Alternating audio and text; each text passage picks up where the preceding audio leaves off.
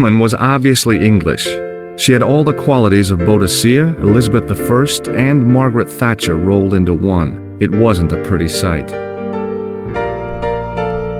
It was a magnificent old Steinway piano. I figured the lady at the keys wouldn't appreciate a duet with a musical illiterate like me. The figure of a sexless youth was frozen in mid-skip with a silly grin on its stone lips. In the ornate booth was the most elegant public telephone I'd ever seen.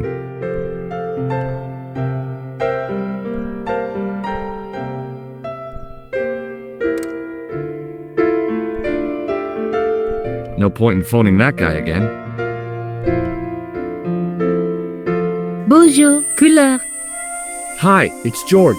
I have the address of the killer's hotel. If you're going to pay him a visit, take care. Remember, that guy's a professional. Thanks. I'll be fine.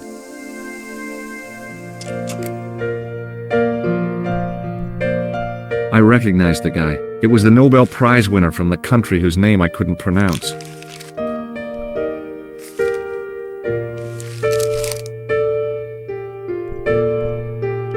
Hanging from a brass hook was a key and a plastic tag.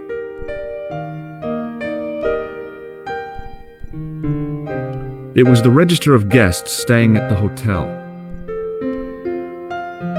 There was no one registered under the name of Khan. If the killer was staying here, he'd used a different pseudonym. The clerk wore a disdainful expression, like he'd been born with it.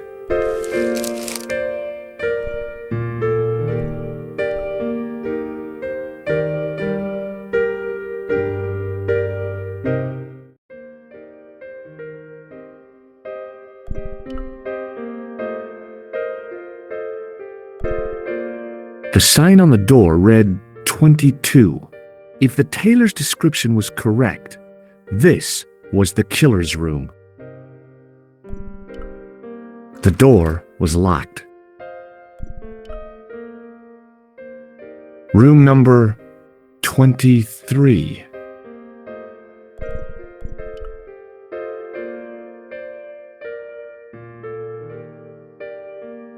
The sign on the door read 21. The door was locked.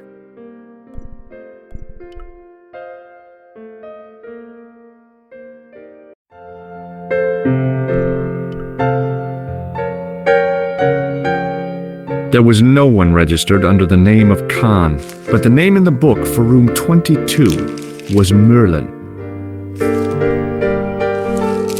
Hanging from a brass hook was a key and a plastic tag.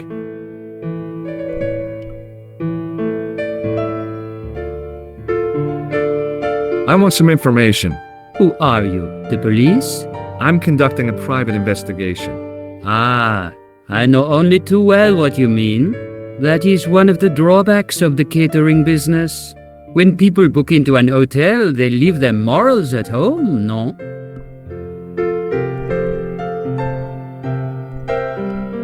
Do you know a man named Plantow? No, monsieur. I'm looking for a man who dresses like a clown. This is a highly respectable hotel, monsieur. There are no clowns here. If you say so. Do you have a guest by the name of Khan? No, monsieur. Perhaps you would care to check the register. I already did. Hello, you know I am telling the truth. May Saint Armand strike me down if I lie. The man who calls himself Khan has a scar on his left cheek. Vraiment? I tell you, I do not know a man named Khan. Maybe not, but I noticed a change in his expression when I mentioned the scar. About the key hanging on the hook over there. Oui, monsieur. Which room is it for? Number 21. Is that room taken? No. The guests checked out this morning. I'd like to check into room 21. That is not possible. How come? You said it was vacant. It is reserved for another guest. Rats. No, monsieur. Dutch. Hey, shake my hand. I'd rather not, monsieur. I'm still sore from the shock administered by one of the guests. He was secretly concealing an electrical device in the palm of his hand.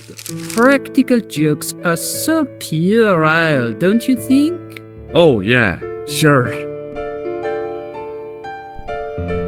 Hey, shake my hand. I have a... Do you recognize the man in this photograph? Yes, monsieur. That man is one of our guests. What name? I cannot tell you that. It's Moerlin, isn't it? Alias Khan, the clown. I told you, I cannot tell you that.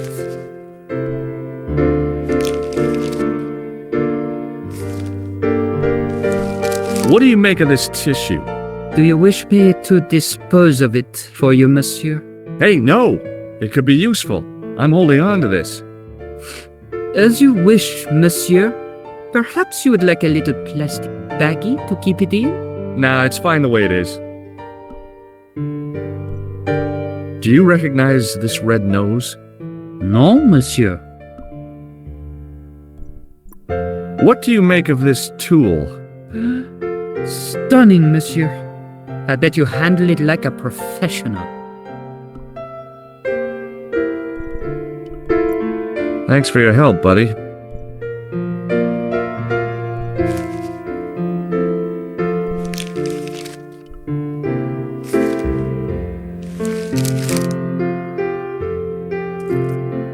Excusez-moi, monsieur. What? You are trying to steal that key, no? No way.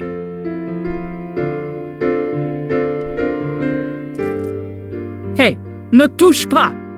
Just looking. What now, monsieur? Thanks for your help, buddy.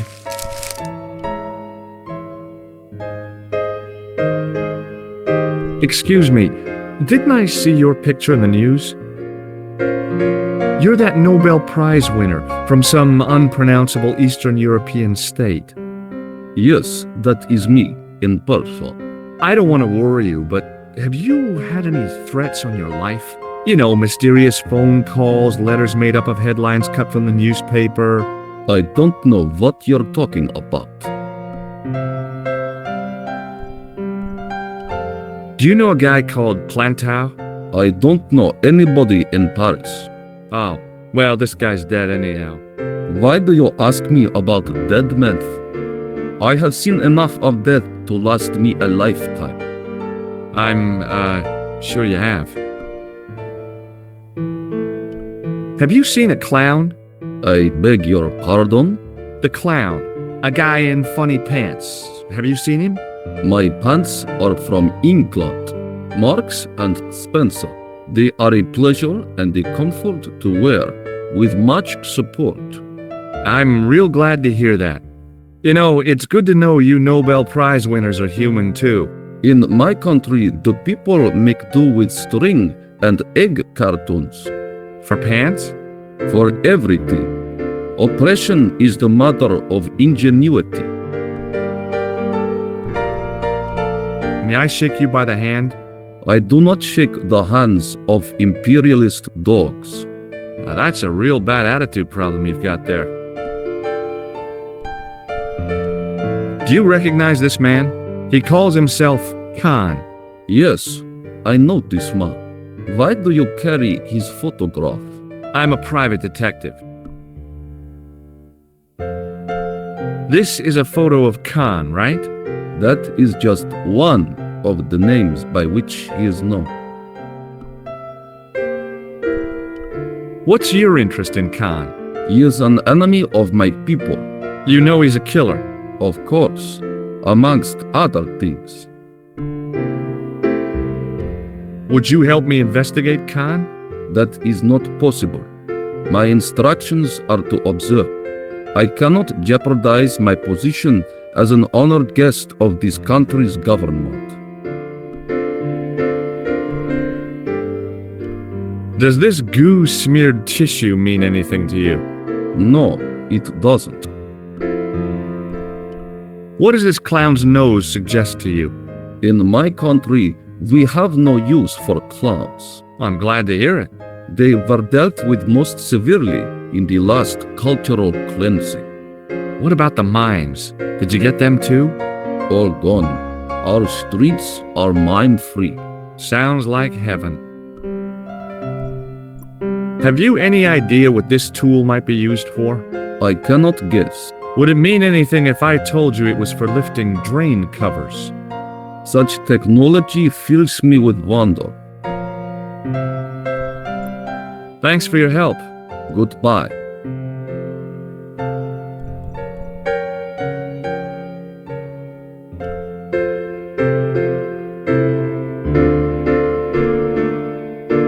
Hi there, ma'am. Well, hello. What can I do for you? I'm looking for a man. You disappoint me, my dear. For one foolish moment I thought... But never mind. Aren't you going to tell me your name? George Stobart, ma'am. How sweet! I once had a stable boy called George. I am Lady Piermont. The common reaction is to kneel and stutter, but it's not obligatory. A real lady? I mean, you're an honest-to-God aristocrat? Oh, I don't know about that. Few of my ancestors are honest, not even to God. I can trace my family back to the Normans, but don't let that intimidate you, George. Beneath that impressive pedigree, I'm just flesh and blood. The blood may be blue, but the flesh is the plump beef of old England, so to speak. You appear distracted, George. Is there any way I can help you? I'm looking for a murderer. Good heavens! You're a private detective. That's correct, ma'am. What's the term you Americans use? It's on the tip of my tongue. I believe what you're thinking of is Dick. Precisely. Have you come across a man who calls himself Khan? I am familiar with only one person named Khan. Genghis Khan, the legendary Mongol barbarian chieftain? No, darling. Kevin. Kevin Khan? I never heard of him. I'd be no surprised if you had, darling. He's a pharmacist in Hemel Hempstead. Organizes fundraising for the Rotarians. Lovely man. Does he have a scar on his cheek? I really wouldn't know, sweetie. Are you here in Paris on vacation? No, darling, I'm on holiday. I needed to get away after Algy's funeral. I didn't realize you were mourning the loss of a loved one. I'm not. He was my husband. I'm sorry to hear about your husband's death. You wouldn't be if you knew him, my dear. It gave me the opportunity to take a well-deserved holiday. Daphne suggested a change of scenery. Paris, she said. The wild romance is just what you need to take your mind off the inquest. Well, the closest I came to romance was being wooed by a drunken Breton chef. I must say I was disappointed with his coq au vin. Not at all what I was expecting. I was thinking of cutting my holiday short, packing my bags and heading back to Hemel Hempstead. That was until last night. What happened to you last night? I was stricken, Mr. Stobart.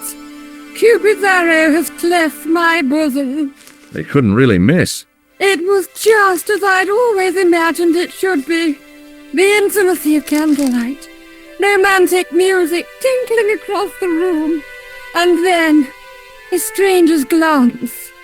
Those brooding eyes, that suave manner, those tight trousers. He was the man I'd been waiting for all my life. I'm glad he finally turned up after all these years. Ah, but it wasn't to be. He was merely toying with my affections. And if I ever catch up with him, he's dead. Who was the guy who led you on? His name is Moerlin.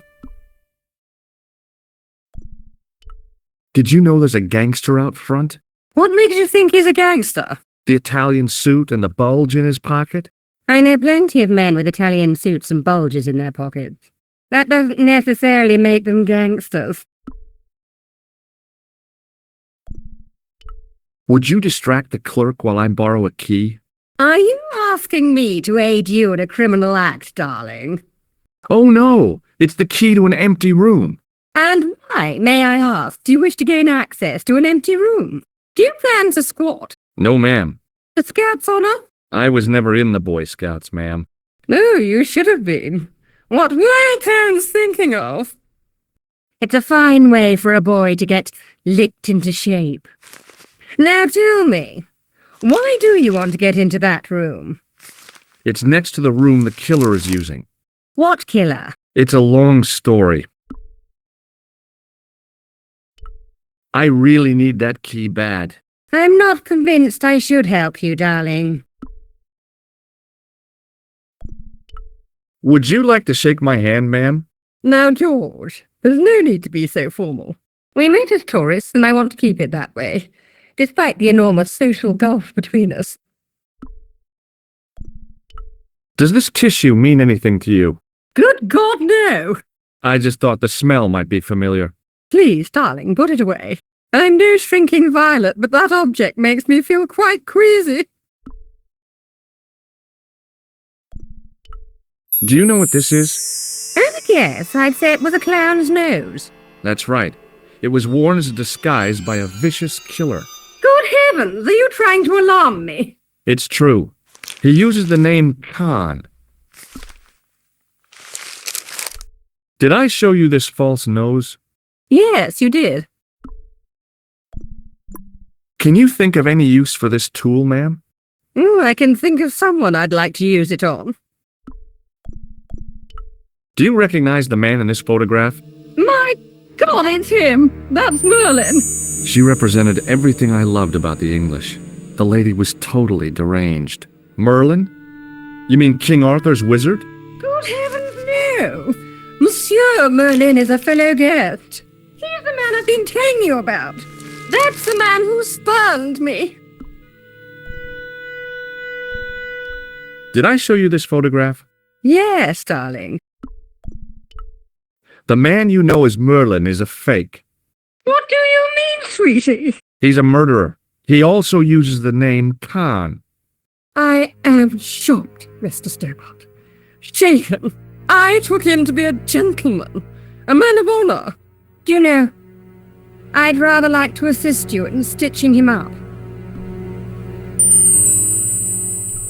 When did you last see Merlin?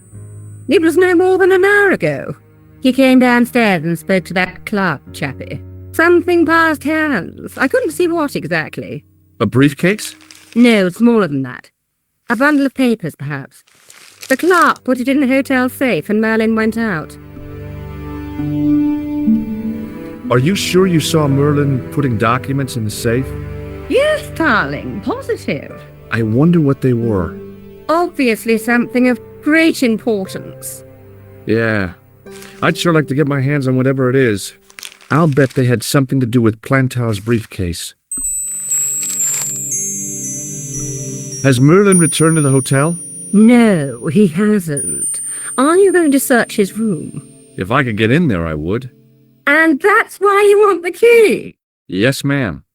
I shouldn't think my feminine charms would be much use in this case, but a good dose of English arrogance might do the trick.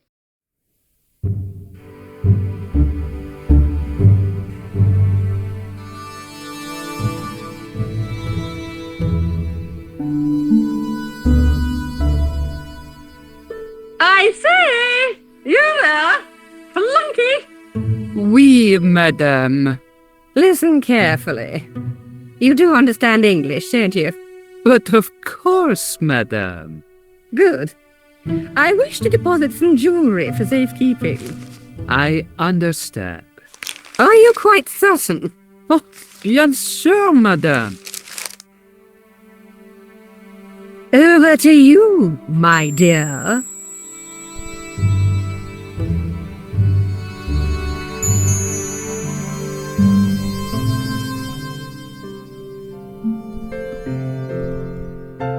It was a key ring bearing one large brass key and a tag which read Hotel Ubu.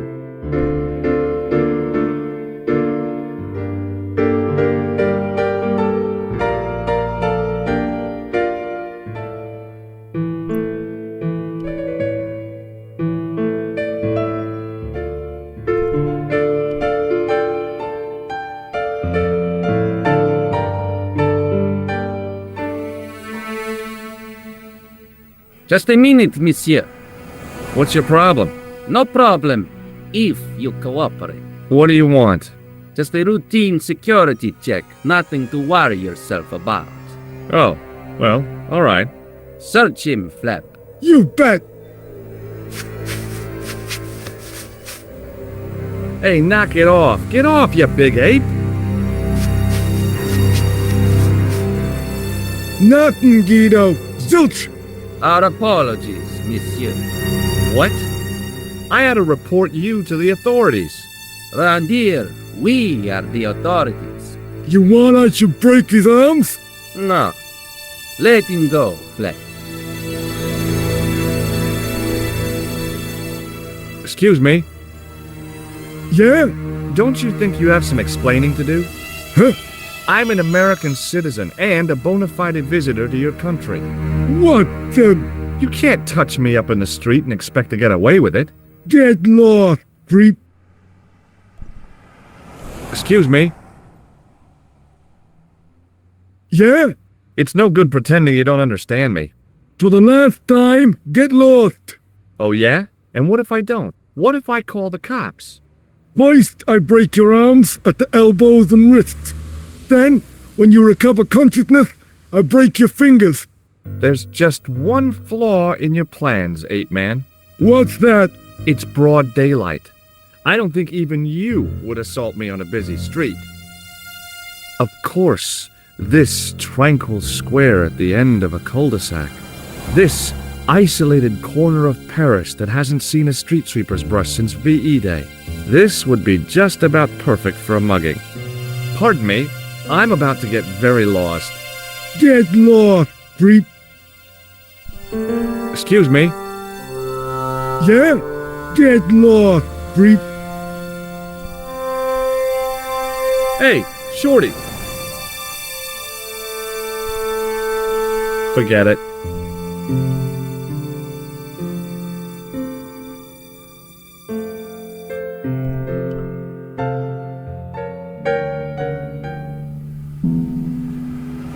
Hold it right there. Search him again, Flap. Nothing, Guido. Okay, let him go. Hey, Shorty. I didn't think much of your trick, little man. I don't know what you're looking for, but you picked on the wrong guy. Maybe you'll spread the word around the sewers. George Stobart is on the case. That's Stobart. 2 B's and 2 T's. It sounded impressive to me, but the weasel didn't seem to share my enthusiasm. Still, I figured he'd think twice before gunning me down in the street in cold blood. I do not like your tone. Oh yeah? And what are you gonna do about it? If you do not go away, I will gun you down in cold blood, right here in the street, without thinking twice about it. What does this key mean to you? Nothing.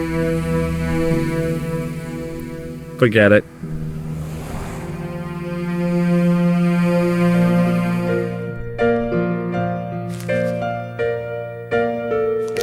Hi, ma'am. Hello, George. What can I do for you now? That gangster I told you about? He went through my pockets just now. Good heavens! One never knows what to expect in foreign parts. Thank you for the warning, young man. I shall hide my credit cards in my underwear. I got the key. Thanks for your help, ma'am. I have to go, ma'am.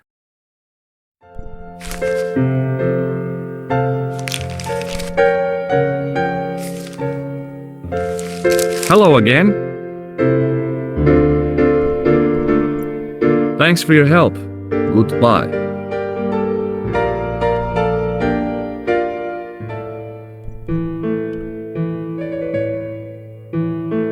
What now, monsieur?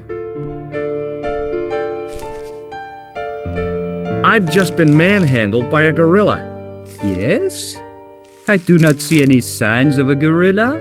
No, not a real gorilla. It was a guy who looked like a gorilla. It happened right out front of this building. Let me get this quite clear. Are you complaining or bragging? I want to know what you're going to do about it. The scrawny one has a gun. I suggest you contact the police. Can't you do anything about them? What goes on in the streets of Paris is hardly my responsibility. Aren't you concerned that your guests are being intimidated by gangsters? No one else has complained, monsieur. Did they steal anything from you? Well, no. They didn't find what they were looking for. What was that? I don't know. I don't think they did either. I'd like to retrieve something from your safe. Ah, oui, monsieur. May I see some form of identification? Like what? A driving license, perhaps? I don't drive. Your passport? I don't have it with me. I could show you my operation scar. I'm sorry, monsieur. I must have some form of unique ID. You won't find a more unique ID than my scar. I'm sorry. I must insist on a more traditional identification. Rats. Do you recognize this key? That is the property of the Hotel Ubu. Correct. May I ask how it found its way from the little hook to your pocket? Would you believe it was put there by a poltergeist? No, monsieur. The hotel is regularly serviced by an exorcist. If we had a ghost, Father Fécond would have flushed it out. I suppose you want the key back. Not spécialement. The room is vacant.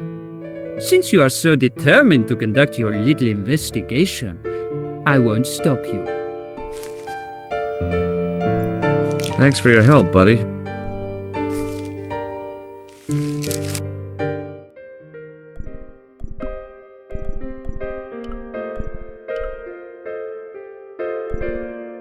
Maybe it wasn't the right room, but this was the right key.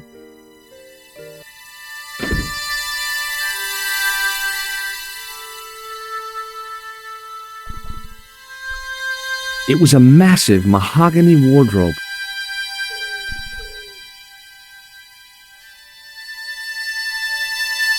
There was nothing in the wardrobe apart from a vague, lingering smell of camphor.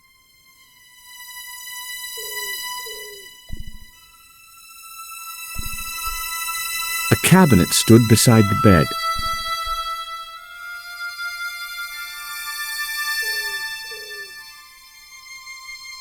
The cabinet was empty, but it smelt of onions. No kidding, it really did.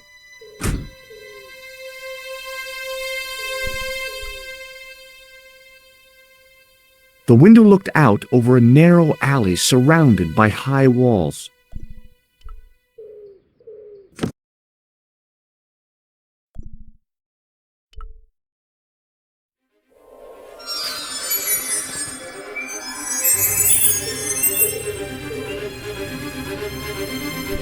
The cobbles of the alleyway looked very distant and very hard.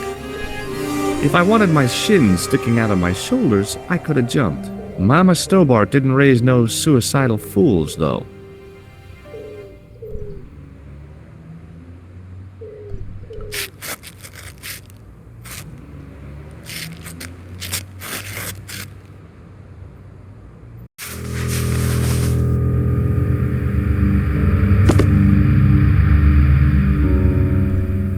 The cabinet had no drawers, just a single door.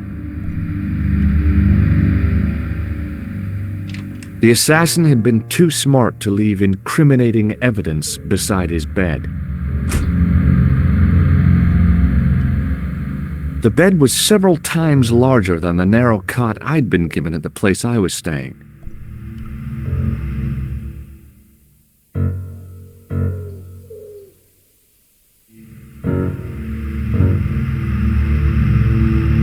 The bed was freshly made, and the crisp white sheets told me nothing about the killer's habits. It was the battered leather briefcase I'd seen Plantar carrying just before he died.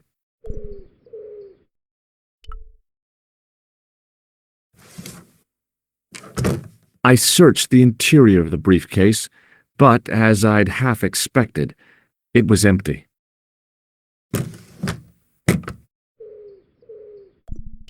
The closet was a solid, impressive piece of antique furniture.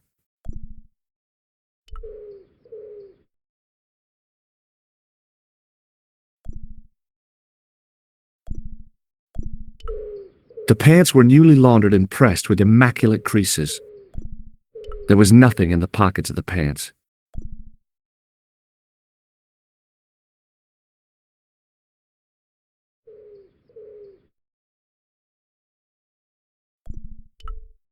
The door led back into the hall, idiot.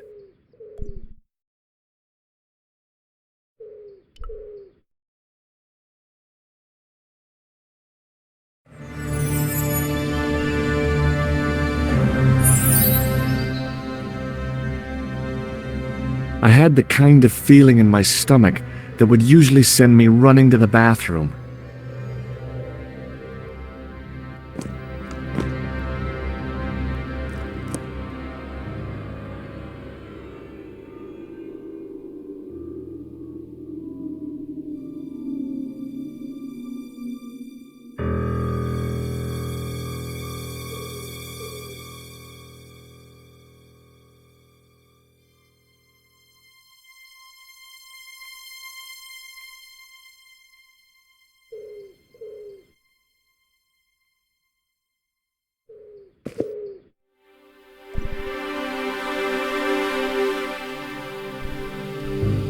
The pants matched the jacket which the killer had lost in Paris.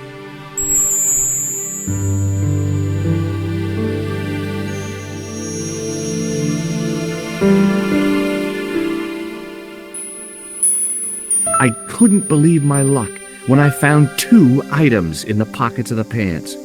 The first was an ordinary matchbook. No matches, no clues. The second was a pass card which read, Thomas Moerlin, Gruber Electronics Corporation.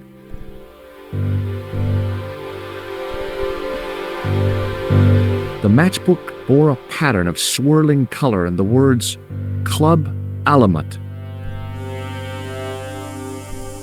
It was the card I'd found in the hotel bedroom.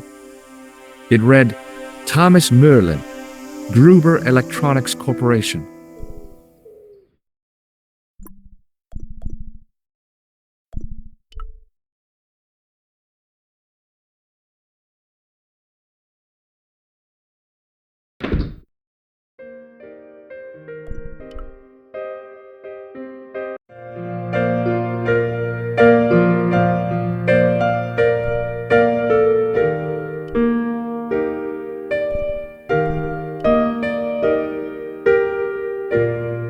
What now, monsieur? Does this matchbook mean anything to you? No, monsieur. Does this pass mean anything to you? That is Monsieur Moerlin's property. That's right. Moerlin the murderer. I want to see what he's left in your safe. Impossible. I cannot betray his confidence, no matter what you say he's done. You're making a big mistake. Maybe. I can live with that. Thanks for your help, buddy.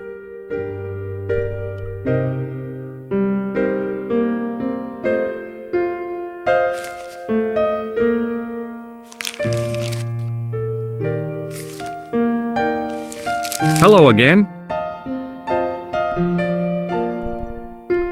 Does the name on this matchbook mean anything to you? Indeed it does, for Alamut was the home of the old man of the mountains. You do not know him? No, I don't. Tell me again about Alamut. It is the home of the old man of the mountains. Do you recognize this card? No, I do not. Thanks for your help. Goodbye.